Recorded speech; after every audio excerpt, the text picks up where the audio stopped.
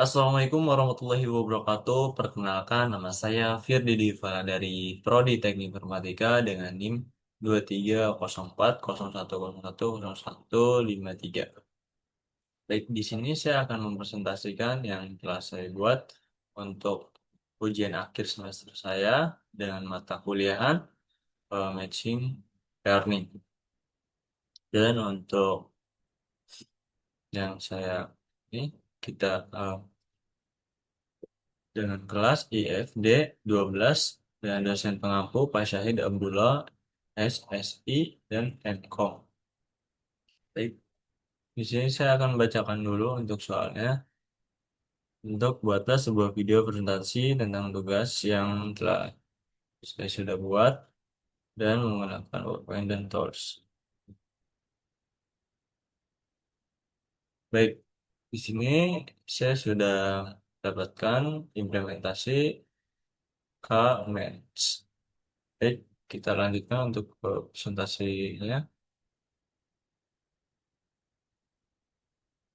Nah, untuk ini agenda presentasinya yang pertama ada profil objek penelitian yaitu latar belakang toko dan data maupun yang kedua masalah atau tujuan, tantangan operasional dan sarana solusi. Untuk yang ketiga metodologi penelitian, algoritma, domains dan model waterfall.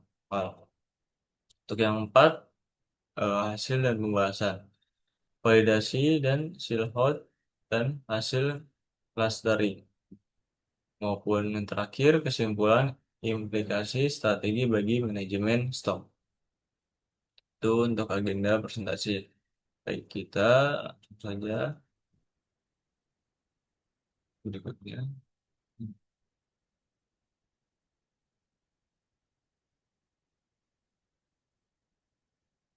Nah, untuk objek penelitiannya itu saya mengambil dengan semacam toko sembako yang ada berada di Aceh Mulia. Baik, untuk fungsinya ini pusat distribusi kebutuhan pokok harian maupun ada cakupan datanya riwayat transaksi Januari sampai Oktober 2024. Saya mengambil di 2024. Untuk jenis barangnya seperti beras, minyak goreng, kopi, deterjen, dan kebutuhan pokok lainnya. Maupun eh, di sini juga untuk berfokus analisis pola konsumsi pelanggan selama 10 bulan terakhir. Nah, ini ada contoh-contohnya penjualan di sembako. Nah, untuk masalah penelitiannya ini eh, mencatat komersial masih menunggu buku besar fisik seperti resiko kehilangan data dan sulit dianalisis maupun ada estimasi stok lemahnya,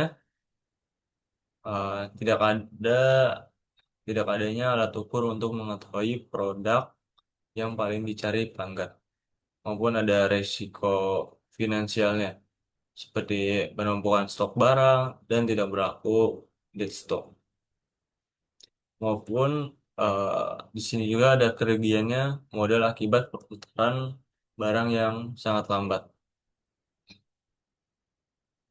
Gitu. Baik, kita lanjutkan saja.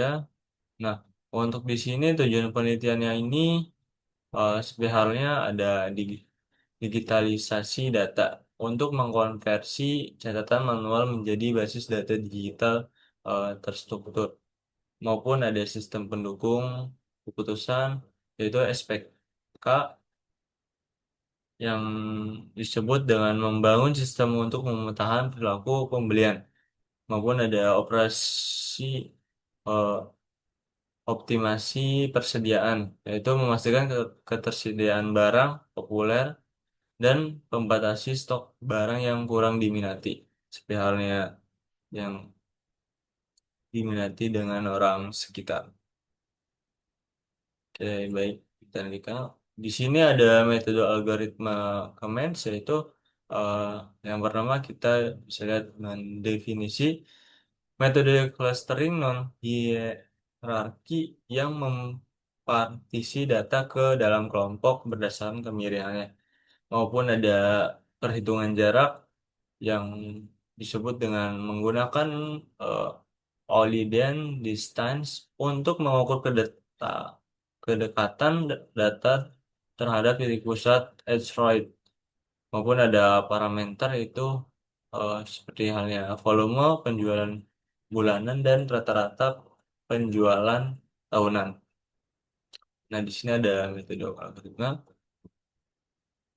dan di sini ada juga untuk pengembangan sistem terfile.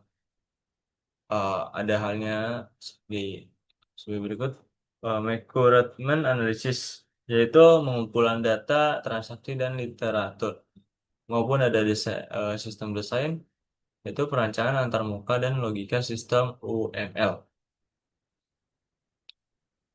Dan ada lagi implementation, pengadaan sistem berbasis website. Ada dibikin website biar lebih untuk seperti pengembangan sistemnya, maupun ada testing ini validasi ganda menggunakan black box testing dan perbandingan manual di Excel. Ini bisa lihat kalau misalnya ada pengurangan barang stok, yang ini bisa kita lihat di dalam Excel, bisa lihat untuk perhitungannya. Baik, kita lanjutkan untuk free process testing data, yaitu bisa ada seleksi atribut, pemilihan variabel nama produk, maupun jumlah terjunnya.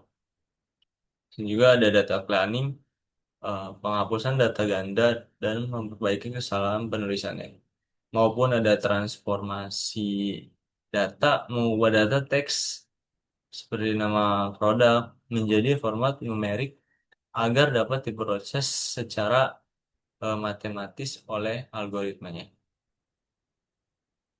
Maupun ada di sini ada optimasi cluster Silhouette T, yaitu untuk perhitungannya ini bisa dalam 0,5793, maupun ada interpretasi manajerial. Nah, untuk interpretasi manajerial ini ada tiga ya, seperti ada metode validasi, Silhouette coefficient untuk mencari jumlah kelompok K terbaik, maupun ada kesimpulan teksnya, jumlah klaster paling optimal adalah K sama dengan 2. Maupun ada maknanya, struktur pengelompokan sangat kuat dan pola perbedaan antar kelompok terlihat jelas. Ini ada contohannya. Nah, untuk hasil pengelompokan produknya itu ada dua ya, untuk klaster satu maupun dua. Untuk klaster satu ini sangat laris dengan jumlah 21 jenis produknya. Seperti contohnya itu kapal api yang telah saya tadi ngomong. Maupun untuk di bidang strategisnya bisa penyetokan jumlah besar, seperti halnya maksimal. Maupun untuk plus minusnya ini ada klaster kedua itu kurang larisnya dengan jumlah 9 jenis produknya. Untuk strateginya juga penyetokan jumlah sedikit maksimal. Ada kedua hal yang berbeda antara sangat laris maupun kurang laris. Kita belum tahu dengan grafiknya.